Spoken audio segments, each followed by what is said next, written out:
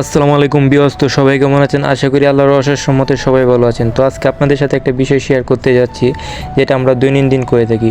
তো প্রতিদিনের মতো ডিউটি শেষ করে ফ্রেশ ট্রেশ হয়ে একটু বাজারের দিকে চলে আসলাম কিছু কেনাকাটার জন্য। প্রথমে চলে আসলাম মাছের দোকানে। তো এখানে অনেক ধরনের মাছ ছিল, তো এখান থেকে কিছু মাছ পছন্দ করে কিনে নিলাম। তারপরে চলে আসলাম একটু সামনের দিকে কিছু সবজি কেনার জন্য। এখানে অনেক ধরনের টাটকা শাক সবজি পাওয়া যায়, তাই এখান থেকে কিছু টাটকা শাক সবজি কিনবো। আর একটা কথা কি, যে লাইফে তো মানুষ অনেক কিছুই করে, যে এটা আমার জন্য একটা নিউ এক্সপিরিয়েন্স। তো অনেকটা নার্ভাস ফিল মনে হচ্ছে।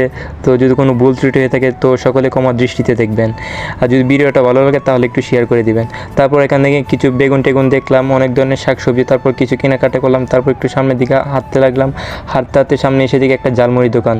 তো এই প্রবাসী মাটিতে ঝালমুড়ি দোকান পেয়ে অনেকটাই এক্সাইটেড মনে হচ্ছে, যে কোনো সময় ভাবতে পারি না এই প্রবাসী মাটিতেও যে একটা ঝালমুড়ি দোকান পাবো।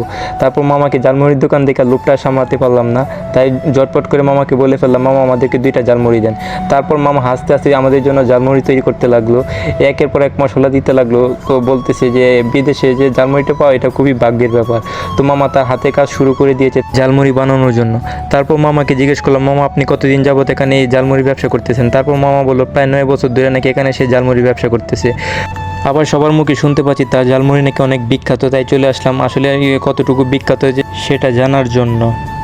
বাকিটা আপনারা সবাই দেখতেই থাকেন।